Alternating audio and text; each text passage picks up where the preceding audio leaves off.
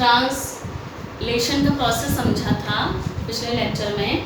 तो ट्रांसलेशन के प्रोसेस में हमने आपको पूरा ये बताया था कि किस तरीके से ट्रांसलेशन, तो एक्चुअली हम लोग ये जानते हैं बेटा कि ट्रांसलेशन का मतलब क्या है। देखिए एक बार मैं आपको पूरा प्रोसेस एक बार उसकी समरी करके बता रही हूँ कि ये होता कैसे। हमें मालूम है कि हमारी बॉडी में जो डीएनए है, हमें क्या मालूम है कि ये जो डीएनए है, ये डीएनए पहले क्या बनाता है, एमआरएनए बनाता है। ये डीएनए क्या बनाता है, एमआरएनए बनाता है। यानी डीएनए की जो सूचनाएं हैं, डीएनए की जो इंफॉर्मेशन है वो किस रूप में आई। डीएनए को क्या करना है बेटा, और डीएनए को प्रोटीन बनाना है। देखो हम लोगों ने जब जेनेटिक्स स्टार्ट की थी तब हम लोगों ने पहले चैप्टर में ये पढ़ा था कि डीएनए जो है वो रेसिपी की एक बुक है, और हम लोगों ने ये भी समझा था कि ट्रेट यानी कैरेक्टर। एक्चुअली ट्रेट हमने कहा था, ट्रेट जो होता है, कैरेक्टर जो होता है, जो कि एक जनरेशन से दूसरी जनरेशन में जाता है, वो ट्रेट है क्या, प्रोटीन है। बात की थी ना बेटा कि ट्रेट क्या है, प्रोटीन है।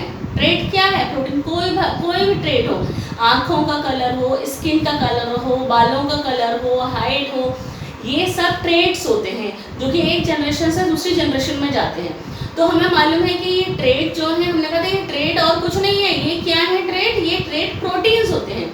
और प्रोटीन को कौन बना रहा है, डीएनए बना रहा है। प्रोटीन को कौन बना रहा है बेटा, डीएनए बना रहा है। आपको मालूम है प्रोटीन को डीएनए कैसे बना रहा है, प्रोटीन कैसे बनाया जा रहा है, डीएनए कैसे प्रोटीन बना रहा है। डीएनए की इंफॉर्मेशन एमआरएनए के रूप में बाहर आ गई। डीएनए की इंफॉर्मेशन एमआरएनए के रूप में बाहर आ गई। तो डीएनए की इंफॉर्मेशन एमआरएनए के रूप में बाहर क्यों आई, क्योंकि प्रोटीन का फॉर्मेशन करना है, क्योंकि प्रोटीन का फॉर्मेशन करना है बेटा। ठीक है, देखिए हम लोग जब प्रोटीन खाते हैं, कोई भी चीज़ हमने खाई, यानी हमने प्रोटीन वाली कोई चीज़ खाई, तो आपको मालूम है कि हमने प्रोटीन वाला कोई, जैसे हमने दालें खाई जिसमें कि प्रोटीन होता है, तो आपने दाल खाई, आपने कोई भी ऐसा फूड खाया, कोई खाना ऐसा खाया जिसमें प्रोटीन है, आप प्रोटीन वाली चीज़ें खाते हैं। तो जब हमने उसको खाई तो प्रोटीन का डाइजेशन हमारी बॉडी में होता है। आपको मालूम है कि प्रोटीन का डाइजेशन हमारी बॉडी के अंदर होता है। तो प्रोटीन का डाइजेशन इंटेस्टाइन में भी होता है। प्रोटीन का डाइजेशन आपको मालूम है स्टमक में भी होता है। प्रोटीन का डाइजेशन हो गया। प्रोटीन का डाइजेशन होने के बाद में प्रोटीन का एब्जॉर्प्शन भी हो गया स्मॉल इंटेस्टाइन के अंदर, ये आपको मालूम है ना। तो प्रोटीन का एब्जॉर्प्शन भी हो गया स्मॉल इंटेस्टाइन के अंदर। एब्जॉर्प्शन आपको मालूम ही है कि एब्जॉर्प्शन का मतलब क्या होता है कि वो प्रोटीन एमिनो एसिड में कन्वर्ट हो गया। डाइजेशन होने का मतलब क्या है कि जो प्रोटीन आपने खाया था वो प्रोटीन अब किस में चेंज हो गया, एमिनो एसिड में कन्वर्ट हो गया है। तभी तो हम लोग कहते हैं कि डाइजेशन कंप्लीट हो गया है ना। प्रोटीन जो है वो कन्वर्ट हो गया डाइजेशन के बाद किस में, एमिनो एसिड में कन्वर्ट हो गया। वो एमिनो एसिड हमारे इंटेस्टाइन के अंदर ब्लड में अब्जॉर्ब हो गया, और ब्लड के थ्रू वो प्रोटीन, ब्लड के थ्रू वो एमिनो एसिड हमारी पूरी बॉडी की सेल्स में घूम रहा है, हमारी बॉडी की सेल्स में पहुंच चुका है क्या, एमिनो एसिड। तो सपोज हमने कहा कि ये हमारी बॉडी की एक सेल है जिसके अंदर एमिनो एसिड पहुंच चुका है साइटोप्लाज्म के अंदर। इस सेल का ये न्यूक्लियस है ना बेटा। हमने कहा कि ये सेल है। हम पूरा एक ट्रांसलेशन का प्रोसेस बिल्कुल स्टार्टिंग से बिल्कुल डीप में समझ रहे हैं क्या, क्यों ये प्रोसेस हुआ और कैसे ये प्रोसेस हुआ। तो आपसे हमने सबसे पहले यही बात की थी बेटा, ट्रांसलेशन जब हम लोगों ने पढ़ा था तो ट्रांसलेशन में सबसे पहली चीज़ हमने यही पढ़ी थी कि ट्रांसलेशन के प्रोसेस में पहला स्टेप क्या होता है बेटा, activation of amino acid. Activation of amino acid, सबसे पहला स्टेप हमने क्या पढ़ा था, activation of amino acid. Amino acid का एक्टिवेशन होता है, और हमने ये भी कहा था कि ये एमिनो एसिड कहाँ पर होते हैं बेटा, ये एमिनो एसिड साइटोप्लाज्म के अंदर होता है। तो देखिए है साइटोप्लाज्म के अंदर ये सेल है। हमने स्टार्टिंग समझा कि हमने प्रोटीन को खाया, प्रोटीन का डाइजेशन हमारी बॉडी के अंदर हो गया, तो वो अमीनो एसिड में कन्वर्ट हो गया, ब्लड में मिक्स हो गया वो एमिनो एसिड, और ब्लड के थ्रू हमारी बॉडी की सारी सेल में पहुंच चुका था। हमने एक सेल को यहाँ बना लिया, ये सेल है, ये न्यूक्लियस है ना, ये न्यूक्लियस है। इस न्यूक्लियस के अंदर ये डीएनए है, डबल स्ट्रैंडेड डीएनए, इसको इस तरीके से हम बना लें। ये इस न्यूक्लियस के अंदर ये डबल स्ट्रैंडेड डीएनए है। इस डीएनए ने अपने छोटे से पार्ट से क्या बना लिया बेटा, ये आरएनए बना लिया। कौन सा आरएनए बना लिया, एमआरएनए बना लिया, है ना बेटा। इस डीएनए ने क्या बना लिया, ये क्या है, डीएनए है। इस डीएनए ने क्या बना लिया, एमआरएनए बना लिया बेटा। इस डीएनए ने क्या बना लिया, ये एमआरएनए बना लिया 5 to 3 वाला, है ना, ये हमें पता है। तो ये ट्रांसक्रिप्शन हो गया।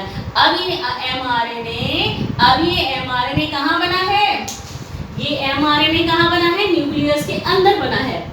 एमआरएनए कहाँ बना है बेटा, न्यूक्लियस के अंदर बना है। अब ये एमआरएनए इस न्यूक्लियस में से न्यूक्लियर पोर के थ्रू आ जाएगा बाहर। देखिए ये आ गया बाहर। हम लोग बिल्कुल डीप में समझ रहे हैं कि कैसे प्रोटीन की सिंथेसिस हो रही है। जो प्रोसेस हमने कल समझा उसको बिल्कुल डीप में, बिल्कुल स्टार्टिंग से कि क्यों हुआ ये प्रोसेस, है ना। हमने कहा था कि एक बार आपको समरी बताएंगे, तो वही चीज़ है बेटा इसकी समरी। तो देखिए ये एमआरएनए बन चुका, एमआरएनए न्यूक्लियर पोर से निकल के बाहर आ गया, ठीक है ना। ये एमआरएनए बाहर आ गया, कहाँ आ गया, साइटोप्लाज्म में। और साइटोप्लाज्म में ये क्या पढ़े थे, एमिनो एसिड्स पढ़े थे। क्या पढ़े थे, एमिनो एसिड। अब इन एमिनो एसिड का, जितने भी एमिनो एसिड थे इनका एक्टिवेशन होगा, इन एमिनो एसिड का एक्टिवेशन होगा।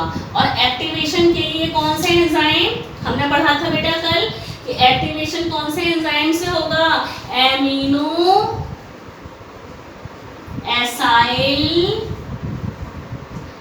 एसाइल सिंथेटेज कह सकते हैं, या एमिनो एसाइल टीआरएनए सिंथेटेज भी कहते हैं बेटा इसे। एमिनो एसाइल सिंथेटेज भी कहते हैं और एमिनो एसाइल टीआरएनए सिंथेटेज भी कहते हैं। ये जो एमिनो एसाइल सिंथेटेज होता है, ये क्या करता है, एमिनो एसिड के साथ मिलकर और एटीपी की प्रेजेंस में, एटीपी की उपस्थिति में ये वाला एंजाइम अमीनो एसिड को एक्टिव कर देता है। पढ़ा था हमने कल कि ये अमीनो एसिड जो है, ये अमीनो एसिड इस एंजाइम की प्रेजेंस में, अमीनो एसाइल टीआरएनए सिंथेटेज की प्रेजेंस में एक्टिव किया जाएगा। तो ये जब एक्टिव होगा तो बेटा ये देखिए ये इसने कॉम्प्लेक्स बना लिया AMP, ये एक्टिवेटेड अमीनो एसिड है। अब ये एक्टिवेट हो चुका है, एक्टिवेटेड अमीनो एसिड बन चुका है, प्लस PP, 2 फॉस्फेट निकल गए। हमने कल भी ये चीज़ पढ़ी थी बेटा, ये रिएक्शन हमने कल भी पढ़ी थी, ये रिएक्शन हमने कल भी पढ़ी थी, ठीक है। ये 2 फॉस्फेट निकल गए, ट्राइफॉस्फेट से मोनोफॉस्फेट बन गया, एक्टिवेशन हो चुका है अमीनो एसिड का। अब आपको यहाँ पर क्या ध्यान रखना है, प्रत्येक अमीनो एसिड के लिए अलग अलग अमीनो एसिडों में मिथाइलिन होगा, वैलिन होगा और ग्वानिन होगा, ट्रिप्टोफैन होगा, ये इतने सारे अमीनो एसिड होंगे। हर एक अमीनो एसिड के लिए एक अलग एमिनो एसाइल टीआरएनए सिंथेटेज आएगा, यूज होगा। तो प्रत्येक अमीनो एसिड के लिए, अमीनो एसिड लिखा है मैंने शॉर्ट में AA, प्रत्येक अमीनो एसिड के लिए, प्रत्येक अमीनो एसिड के लिए अलग अलग, प्रत्येक अमीनो एसिड के लिए अलग अलग एमिनो एसाइल टीआरएनए सिंथेटेज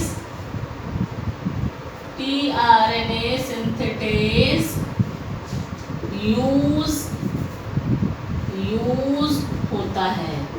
हर एक अमीनो एसिड के लिए अलग टीआरएनए सिंथेटेज यूज होगा, है ना बेटा। हर एक अमीनो एसिड के लिए अलग अलग सिंथेटेज एंजाइम यूज होगा बेटा, ठीक है, ये ध्यान रखना है आपको, ठीक है। फिर हमने ये बात की थी कि अब देखिए इन अमीनो एसिड का एक्टिवेशन हो चुका है, ठीक है, अमीनो एसिड का एक्टिवेशन हो चुका है ना। अब ये mRNA है, ये देखिए ये mRNA है, ये mRNA एक सिंगल स्ट्रैंड है। बहुत ही इजी वाली लैंग्वेज में मैं आपको समझा रही हूँ ये चीज़, जिससे कि आपको पूरा प्रोसेस समझ में आ जाए बेटा। ये mRNA जो है एक सिंगल स्ट्रैंड है ना, सिंगल स्ट्रैंड है। तो ये फोल्ड भी हो सकता है, भाई ये सिंगल स्ट्रैंड है तो ये फोल्ड भी हो सकता है बेटा, है ना। तो ये फोल्ड हो जाए, मतलब बाहर निकल आया है, ये न्यूक्लियस से बाहर आ गया है, तो ये हो सकता है कि ये यूँ करके यूँ फोल्ड हो जाए, क्योंकि एक ही धागे जैसा है, छोटा सा सिंगल स्ट्रैंडेड है। तो अब क्या होता है कि ये फोल्ड ना हो, इसीलिए क्योंकि प्रोटीन की सिंथेसिस होनी है, ये फोल्ड हो जाएगा अगर एमआरएनए, तो प्रोटीन की सिंथेसिस नहीं हो पाएगी। तो इसको रोकने के लिए, फोल्ड होने से रोकने के लिए क्या होता है, राइबोसोम, जो कि इसमें ये राइबोसोम की स्मॉल सब यूनिट, लार्ज सब यूनिट, स्मॉल सब यूनिट, ये राइबोसोम की यूनिट यहाँ पर पड़ी हुई हैं, ये राइबोसोम की यूनिट पड़ी हुई है। तो ये वाला एमआरएनए कहीं फोल्ड ना हो जाए, इसीलिए फटाफट से छोटी वाली सब यूनिट इसके नीचे आके जुड़ जाती है ना बेटा। इसको हम बड़ा करके भी हम यहाँ पर समझेंगे। ये छोटी सब यूनिट एमआरएनए से आकर जुड़ गई, देखिए ये रही छोटी यूनिट, इसको मैं अलग से यहाँ दिखा देती हूँ। ये एमआरएनए है, इसका ये 5 एंड और 3 एंड है। ये एमआरएनए फोल्ड ना हो जाए, इसीलिए फटाफट से छोटी यूनिट आकर यहाँ जुड़ गई, ठीक है, छोटी वाली यूनिट आकर जुड़ गई, उसको कस लिया, जैसे कि वो फोल्ड ना हो पाए, वो बिल्कुल नहीं हिल पाएगा, वहाँ से फोल्ड नहीं हो पाएगा। अब देखिए फिर हमने क्या कहा, अमीनो एसिड एक्टिव हो चुका है। अब ये अमीनो एसिड कहाँ पर जाएगा, इसी साइटोप्लाज्म के अंदर जो टीआरएनए पड़ा है, जो टीआरएनए इसके पास पड़ा है, जो टीआरएनए यहाँ पर पड़ा है, अमीनो एसिड बाइंडिंग साइट होती है, यहाँ पर जाएगा ये अमीनो एसिड। देखिए तो इस अमीनो एसिड को कहाँ जाना है, टीआरएनए के पास जाना है। पढ़ा था हमने यही बेटा, है ना। तो अमीनो एसिड अब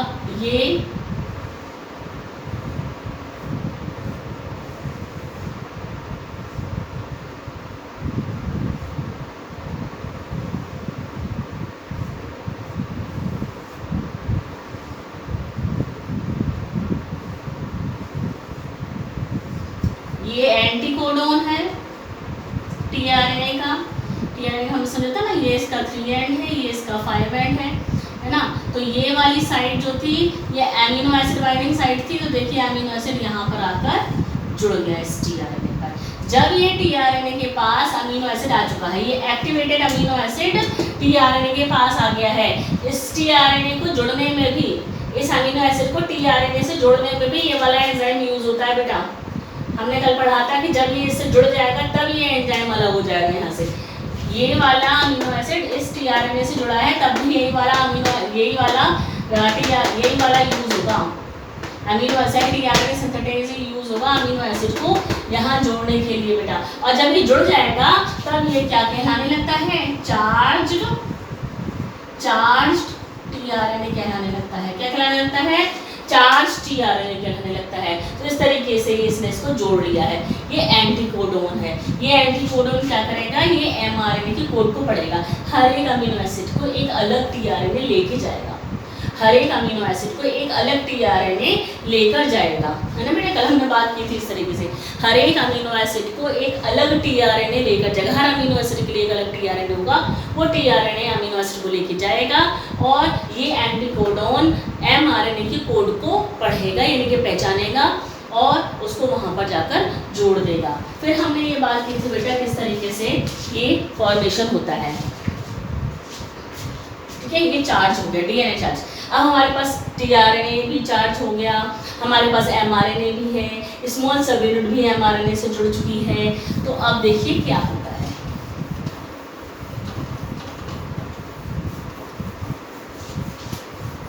बिल्कुल स्टार्टिंग से बताया बेटा मैंने आपको, आज पूरी एक समरी इस तरह से। देखो बेटा, अब ये हमने कहा कि ये एमआरएनए है, इसका ये 5 एंड है और ये 3 एंड है। स्मॉल सबसे पहले क्या होता है कि स्मॉल सब यूनिट इससे आकर जुड़ गई, ठीक है। थोड़ा सा और बड़ा बना लेते हैं। स्मॉल सब यूनिट इससे आकर जुड़ गई, राइबोसोम की स्मॉल सब यूनिट इससे आकर जुड़ गई। सपोज यहाँ पर AUG ये वाला कोडॉन है इस एमआरएनए के ऊपर, और आगे इस तरीके से कोडॉन चल रहे होंगे इसके पास, जैसे कि CUG AUG C AUG, इस तरीके से ये कोडॉन इसके ऊपर है, आगे तक चलते रहेंगे। अब आप देखिए बेटा कि जैसे ही ये स्मॉल सब यूनिट इससे आके जुड़ गए, तो सबसे पहले एमआरएनए पर स्मॉल सब यूनिट जुड़ती है, फिर जो टीआरएनए चार्ज हो चुका था, जो अमीनो एसिड को लेकर आ रहा था, वो अमीनो एसिड को लेकर यहाँ पर आया। तो देखिए वो अमीनो एसिड को लेकर टीआरएनए आ गया पहले। अब ये लार्ज सब यूनिट नहीं जुड़ी है, देखिए पहले स्मॉल सब यूनिट जुड़ चुकी है। अब ये वाले एंटीकोडोन को, ये वाले कोड को पहचाना टीआरएनए ने, और टीआरएनए अपने एंटीकोडोन की हेल्प से यहाँ पर आ चुका है। देखिए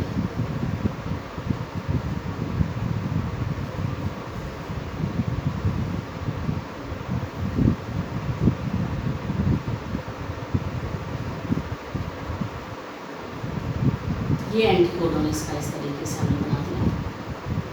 इसके पास क्या होंगे, ये एंटीकोडोन होगा, तो ये इसका 3, ये इसका 5 एंड, ये इसका 3 एंड, यहाँ पर ये किसको लेकर आ गया, ये AUG है, तो ये किसको लेकर आया हुआ है, F मेट को लेकर आया हुआ, मिथायोनिन को सबसे पहले लेकर आता है। मालूम ना आपको बेटा, ये यहाँ पे कौन सा वाला अमीनो एसिड लेकर आया है, मिथायोनिन को, F मेट। हमने कल बात की थी ना, सारे के सारे अमीनो एसिड्स को एक्टिवेट किया जाता है, लेकिन मिथायोनिन जो होता है वो स्टार्टिंग का कोडोन होता है, स्टार्ट कोडोन होता है मिथायोनिन का, AUG। तो यहाँ पर F मेट सबसे पहले प्रोटीन की सिंथेसिस किससे शुरू होगी, मिथायोनिन से ही शुरू होगी, और कभी कभी वैलिन से शुरू होती है। ये बात हमने की थी, कभी कभी वैलिन से शुरू होती है, मिथायोनिन नहीं होगा तो वैलिन होगा, लेकिन मिथायोनिन से ही शुरुआत होती है। तो इस कोड को इस एंटीकोडोन ने पहचाना। इस एंटीकोडोन के पास क्या था, UAC, है ना, इसने इसको पहचाना, ये इसको लेकर आ गया, है ना। अब जब ये इसको लेकर आ गया तो अब फटाफट से लार्ज सब यूनिट आएगी ये, और अब लार्ज सब यूनिट आ चुकी है, लार्ज सब यूनिट आ चुकी है, ठीक है। फिर आपको हमने बताया था कि यहाँ पर इसमें साइट होती है बेटा, यहाँ पर इसमें साइट होती है। कौन सी साइट होती है लार्ज सब यूनिट में, मैं यहाँ पर लिख रही हूँ P साइट, इसको मैं यहाँ लिख दूँगी बेटा, चलिए यहाँ लिख देते हैं, इसको नीचे लिख देते हैं, P साइट, इसके कोडन हटा देती हूँ मैं, P site, sorry A site, P site और E साइट होती है। सबसे पहले देखिए P साइट पर आकर जुड़ा है, हमने कहा था ना सबसे पहला अमीनो एसिड कौन सी साइट पर आकर जुड़ता है, P साइट पर आकर जुड़ता है। कौन सी साइट पर आकर जुड़ता है, P साइट पर आकर जुड़ता है। A वाला A साइट जो है, जिसको एमिनो एसाइल साइट कहते हैं, वो खाली रहती है, P साइट पर आकर जुड़ता है। A साइट जो है, यहाँ पर एमिनो एसिड आकर जुड़ते हैं, लेकिन सबसे पहला अमीनो एसिड P साइट पर आकर ही जुड़ता है, A साइट पर उसके बाद जुड़ता है। E यानी एक्सिट, E यानी एग्जिट, E यानी एग्जिट। E साइट का काम क्या है, यानी एग्जिट साइट का काम क्या है, जो टीआरएनए फ्री हो जाएगा वो यहाँ से बाहर निकल जाएगा। तो हमने कल ये प्रोसेस पढ़ा था। तो सबसे पहला अमीनो एसिड P साइट पर आ गया, सबसे पहला अमीनो एसिड P साइट पर आ गया बेटा, ठीक है। तो अब पॉलीपेप्टाइड चेन की शुरुआत हो चुकी है। तो पॉलीपेप्टाइड चेन की शुरुआत करने के लिए इनिशिएशन फैक्टर की ज़रूरत होती है। इनिशिएशन फैक्टर्स, इनिशिएशन फैक्टर्स की ज़रूरत होती है, इनिशिएशन फैक्टर्स की ज़रूरत होती है प्रोटीन सिंथेसिस के इनिशिएशन में। शुरुआत हो रही है, इनिशिएशन में ज़रूरत होती है। तो इनिशिएशन फैक्टर प्रोकैरियोट के अंदर, प्रोकैरियोट में इनिशिएशन फैक्टर कितने होते हैं, 3। कौन कौन से प्रोकैरियोट्स में होते हैं इनिशिएशन फैक्टर, IF1, IF2 और IF3। ये 3 इनिशिएशन फैक्टर होते हैं प्रोकैरियोट के अंदर, लेकिन यूकैरियोट्स में 3 से ज़्यादा होते हैं।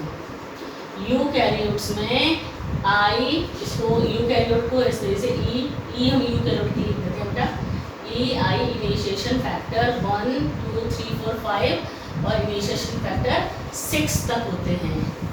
यूकैरियोट्स के अंदर इनिशिएशन फैक्टर ज़्यादा होते हैं। यूकैरियोट्स के अंदर बेटा पॉलीपेप्टाइड चेन की शुरुआत जब होती है तो इनिशिएशन फैक्टर काम आता है। क्या काम आता है, इनिशिएशन फैक्टर काम आता है, ठीक है। और इस इनिशिएशन फैक्टर के साथ, इस इनिशिएशन फैक्टर के साथ टीपी भी काम आता है, यानी कि ये इनिशिएशन हो रहा है, पी साइड पर ये आकर जुड़ा तो शुरुआत हो चुकी है। तो यहाँ पर इनिशिएशन फैक्टर प्रोकैरियोट में ये वाले इनिशिएशन फैक्टर काम करेंगे और यहाँ पर ये इनिशिएशन फैक्टर के साथ जीटीपी भी काम करेगा। बेटा ये इनिशिएशन फैक्टर और कुछ नहीं है, एक्चुअली ये इनिशिएशन फैक्टर प्रोटीन होते हैं। ये इनिशिएशन फैक्टर क्या होते हैं?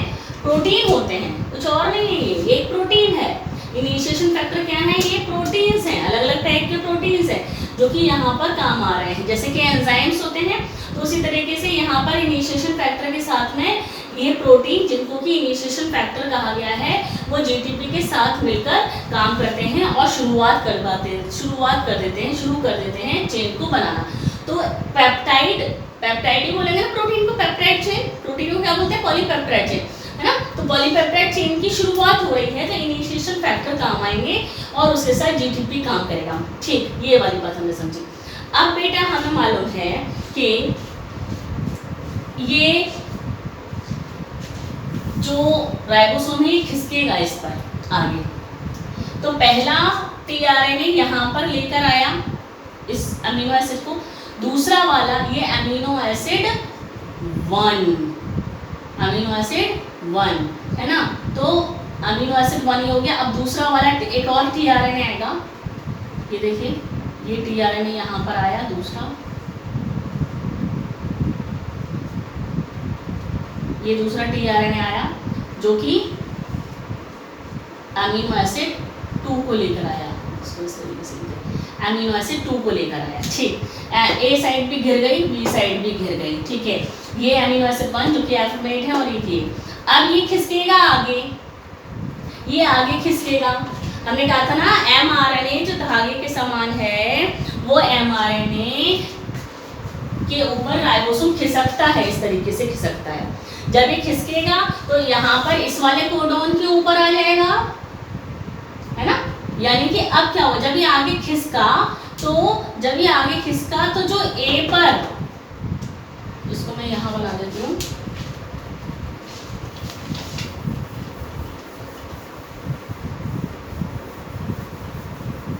जब ये आगे खिसकेगा तो देखिए जब ये आगे खिसका तो हमने कहा ये आ गई ये स्मॉल सबयूनिट। आगे खिसकने से क्या हुआ कि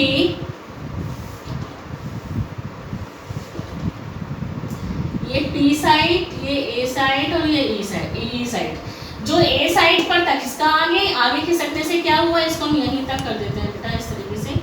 आगे खिसकने से क्या हुआ, आगे खिसकने से क्या हुआ, जो ए पर था वो पी पर आ गया, जो पी पर था वो ई पर आएगा। जो ए पर था अमीनो एसिड वो पी पर आ गया, है ना बेटा।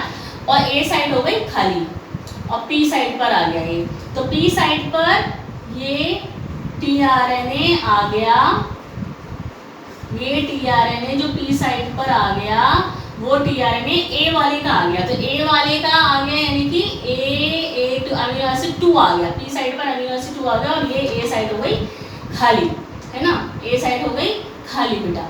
और जो पी पर था वो ई पर आ गया, लेकिन ई पर आने से पहले अब जो पी साइड पर टीआरएनए था उस पी साइड के टीआरएनए ने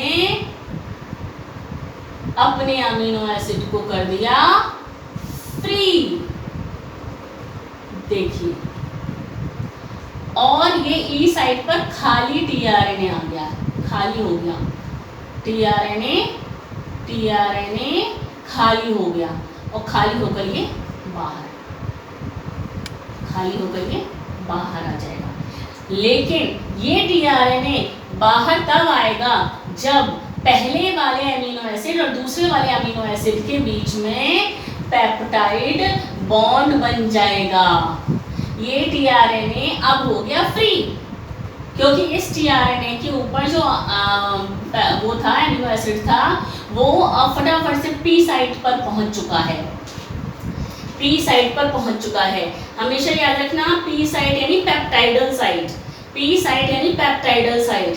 बॉन्ड जो बनेगा ना अमीनो एसिड के बीच में, जो बॉन्डिंग होगी अमीनो एसिड के बीच में बॉन्ड बनेगा पेप्टाइड बॉन्ड, वो पी साइट पर ही बनेगा। ई साइट होती है टीआरएन जो फ्री हो चुका है उसके बाहर निकलने के लिए ई साइट होती है।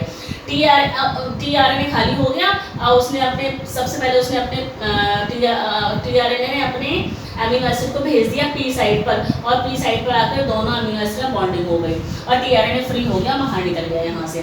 फिर ये ए साइड खाली हो गई तो ए साइड पर अब दूसरा कोई अमीनो एसिड दूसरा टीआरएन आ गया, दूसरा टीआरएन अब तीसरे अमीनो एसिड को लेकर आ गया। फिर ये आगे खिसकेगा तो पी वाला इसके पास आएगा तो ये फिर अब देखिए इस तरीके से ये तीसरे वाले में पेप्टाइड बन गया, फिर टीआरएन खाली हो गया, फिर इधर आ गया ए साइड फिर खाली हो गई। ऐसे करके ऐसे आगे खिसकता चलेगा। और याद रखना ये खिसकने को जो एमआरएनए के ऊपर खिसक रहा है राइबोसोम उसको ट्रांसलोकेशन कहते हैं और इसमें एंजाइम काम आता है ट्रांसलोकेज। ट्रांसलोकेज एंजाइम काम आता है ट्रांसलोकेशन के लिए, ट्रांसलोकेशन के लिए ट्रांसलोकेज एंजाइम काम आता है बेटा। ट्रांसलोकेशन के लिए क्या काम आता है? ट्रांसलोकेज एंजाइम काम आता है। ठीक है, इस तरीके से ये आगे खिसकता रहेगा राइबोसोम और तब तक आगे खिसकता रहेगा जब तक कि यहाँ पर स्टॉप कोडॉन नहीं आ जाते ना। स्टॉप कोडॉन हमें मालूम है, स्टॉप कोडॉन UGA, UAA और UAG, UGA, UAA और UAG। जैसे ही ये स्टॉप कोडॉन इनमें से कोई आ जाता है ये यहीं पर रुक जाएगी प्रोटीन सिंथेसिस और ये जितने भी पॉलीपेप्टाइड चेन बनी है ये यहाँ से बाहर निकल जाएगी। और ये प्रोटीन अब किसी भी चीज़ को प्रोटीन सारे अलग अलग होते हैं ना, हीमोग्लोबिन में भी प्रोटीन की चेन है, इंसुलिन भी, तो ये सब प्रोटीन ही एंजाइम है। तो जो प्रोटीन चाहिए होता है वो वहाँ अपनी जगह पर पहुँच जाता है यहाँ से निकल के। लेकिन ये प्रोटीन की चेन अभी कहाँ जाएगी? ये प्रोटीन की चेन अभी वहाँ गोल्जी बॉडी में जाएगी, वहाँ पर उसका मॉडिफिकेशन होता है। ये प्रोटीन की चेन कहाँ जाएगी? अभी गोल्जी बॉडी में जाएगी। सेल वाले चैप्टर हमने पढ़ा है ना, तो गोल्जी बॉडी में जाकर इसका मॉडिफिकेशन होगा। ठीक है, तो इस तरीके से जब ये आगे बढ़ रहा होता है तो चेन लंबी हो रही है, यानी कि ये चेन लंबी हो रही है, इसको कहते हैं इलोंगेशन। इनिशिएशन यहाँ हो चुका था, ये इलोंगेशन हो रहा है। इलोंगेशन इनिशिएशन के लिए इनिशिएशन फैक्टर काम आते हैं और यहाँ पर इलोंगेशन फैक्टर यूज होता है। यहाँ क्या यूज होता है? Elongation factor. फिर जब यहाँ पर रुक जाएगी प्रोटीन सिंथेसिस तब यहाँ पर रिलीज फैक्टर यूज होगा। रिलीज फैक्टर, तो ये फैक्टर एक्चुअली प्रोटीन ही होते हैं बेटा, ये फैक्टर एक्चुअली प्रोटीन्स ही होते हैं जिनको कि हम लोग फैक्टर्स बोल रहे हैं। ठीक है, release factor last release factor का काम होगा प्रोटीन की सिंथेसिस को रोकना। प्रोटीन की सिंथेसिस तब रुकेगी जब लास्ट वाला टीआरएनए बाहर निकल जाएगा और प्रोटीन की चेन बाहर आ जाएगी, उसको रिलीज फैक्टर काम करेगा, उसमें रिलीज फैक्टर हेल्प करेगा। तो इस तरीके से ये प्रोटीन का फॉर्मेशन हो जाता है बेटा। आपको मैंने बिल्कुल स्टार्टिंग से बताया है कि किस तरीके से ये, तो आप ये देखिए कि जो एंजाइम या जो प्रोटीन बनना होता है ना, जो प्रोटीन बनना होता है उसी के अकॉर्डिंग, ध्यान से सुनिएगा मैं क्या बोल रही हूँ, जो प्रोटीन बनना होता है, जैसे स्किन के लिए कोई और प्रोटीन होगा, केराटिन प्रोटीन होता है शायद स्किन के लिए, जो भी आपने ज़ूलॉजी में पढ़ा होगा बेटा, ठीक है ना, या कोई और प्रोटीन है हेयर के लिए, फॉलिकल जो चाहिए होता है उसके लिए, हेयर के लिए कोई और प्रोटीन होगा, ठीक है ना, स्किन के लिए स्किन के कलर के लिए मेलानिन प्रोटीन होता है। प्रोटीन कौन सा है इसी के आधार पर डीएनए एमआरएनए को बनाता है।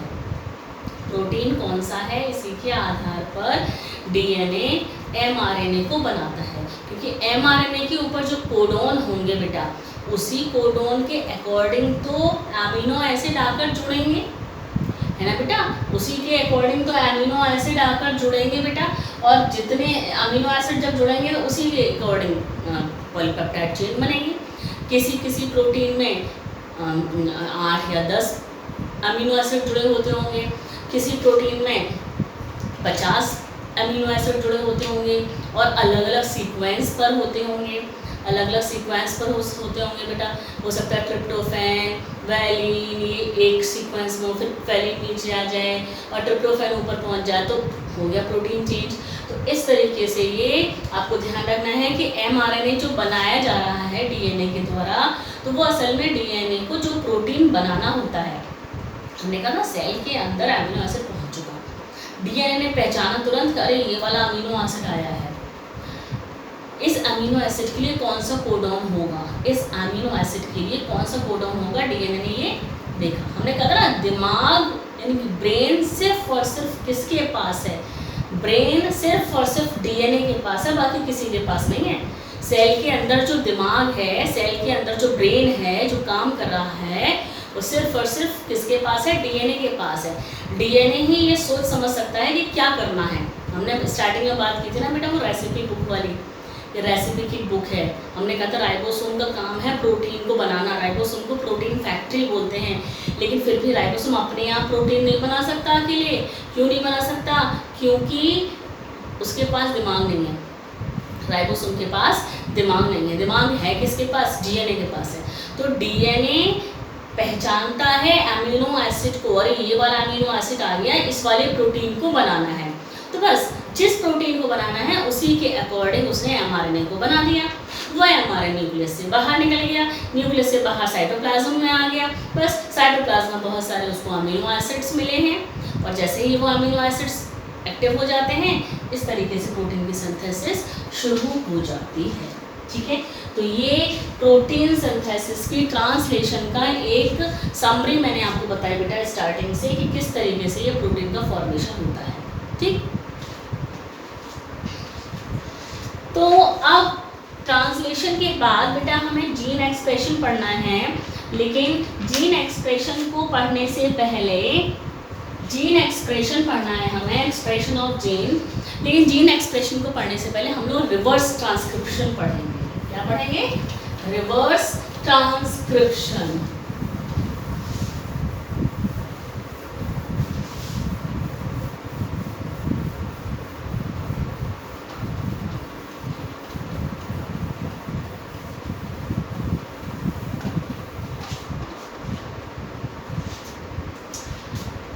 Reverse transcription.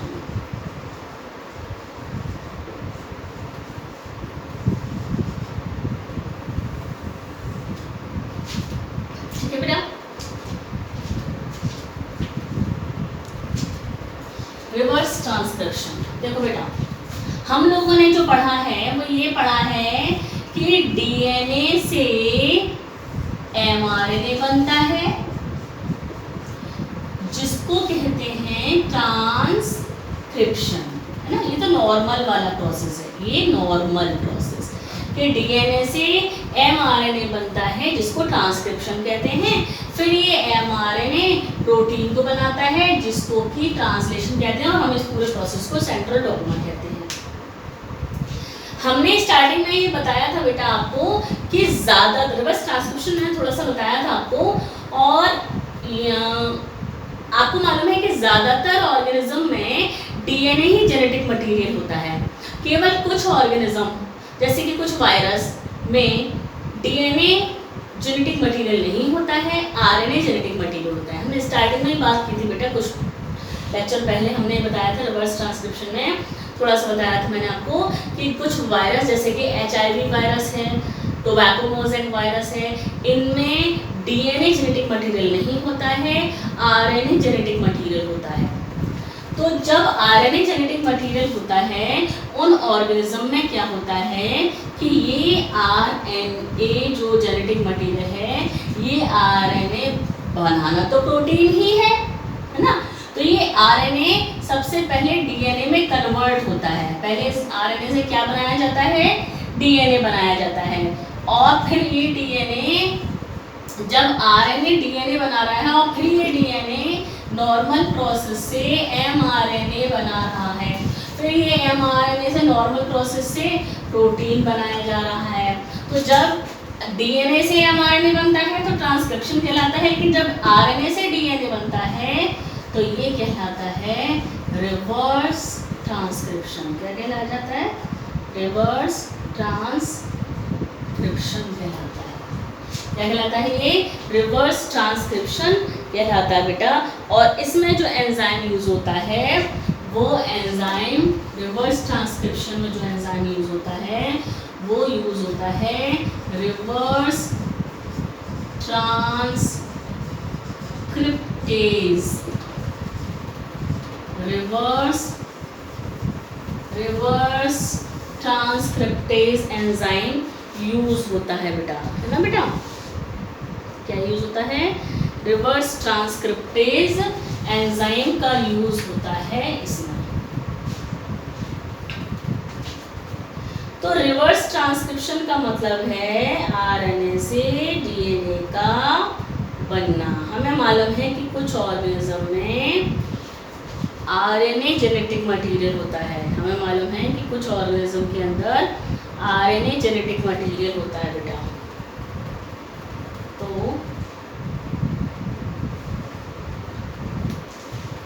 RNA genetic material होता है किसी में। तो आरएनए जेनेटिक मटेरियल किसमें है बेटा? आरएनए जेनेटिक मटेरियल किसमें है? टीएमवी में होता है, और आपको बताया था एचआईवी में होता है। तो जिन वायरस में जेनेटिक मटेरियल आरएनए होता है उन वायरस को कहते हैं रीट्रोवायरस। क्या कहते हैं? रीट्रोवायरसेस। ये होते हैं रीट्रोवायरस। क्या होते हैं? रीट्रोवायरस। देखिए किस तरीके से होता है ये प्रोसेस। एंजाइम कौन सा यूज होता है? Reverse transcriptase. सपोज हमने कहा कि ये एक वायरस है। क्या है? ये एक वायरस है। इस वायरस के पास ये इसका जेनेटिक मटेरियल है, क्या? आरएनए। और ये इसका एंजाइम है इसके पास, कौन सा? Reverse transcriptase. ये इसके पास एंजाइम है, ये वायरस है। इस वायरस ने होस्ट सेल, यहाँ होस्ट सेल को इन्फेक्ट किया, तो हम होस्ट सेल बना देते हैं। जिस होस्ट सेल को इसने इन्फेक्ट करा वो होस्ट सेल ये है। ये हमने क्या बना दी? होस्ट सेल बना दी। ये होस्ट सेल बना दी हमने बेटा। इस होस्ट सेल में ये वाला जो आरएनए था वायरस का, वो इस होस्ट सेल के अंदर आ गया। ठीक है, देखिए ये आ गया। ये वायरस का आरएनए यहाँ आ गया। इस वायरस के आरएनए ने, क्योंकि इस होस्ट सेल के पास तो सारी चीज़ें हैं बेटा, सारी मशीनरी है ना, सारे एंजाइम्स हैं। इसके पास कुछ नहीं था वायरस के पास। इसने अपने आरएनए को छोड़ दिया इस होस्ट सेल के अंदर। अब ये वायरस का आरएनए क्या करेगा? वायरस का आरएनए डीएनए बनाएगा। देखिए मैंने थोड़ा मोटा बना दिया है जिससे कि अलग से पहचानना है। इस वायरस के आरएनए ने ये बना दिया, डीएनए बना दिया। और ये वायरस का आरएनए जब डीएनए बना देता है तो ये हाइब्रिड कहलाता है। क्या कहला रहा है? ये क्योंकि डीएनए और आरएनए दोनों है। तो ये आरएनए से डीएनए बना दिया। और ये क्या कहलाया? आरएनए से डीएनए बनने का ये हो गया ट्रांसक्रिप्शन। क्यों हुआ? क्योंकि इसके पास रिवर्स ट्रांसक्रिप्शन था। ये ट्रांसक्रिप्शन हो गया, रिवर्स ट्रांसक्रिप्शन हो गया। अब ये डीएनए यहाँ से हो गया अलग। ये देखिए ये आ गया डीएनए, ये वायरस के द्वारा बनाया गया है, ये डीएनए है। अब ये डीएनए ने आरएनए को बना लिया।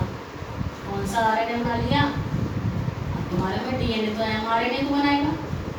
डीएनए ने एमआरएनए को बना दिया, यानी कि ये ट्रांसक्रिप्शन। अब नॉर्मल वाला ट्रांसक्रिप्शन हो गया, एमआरएनए बन चुका।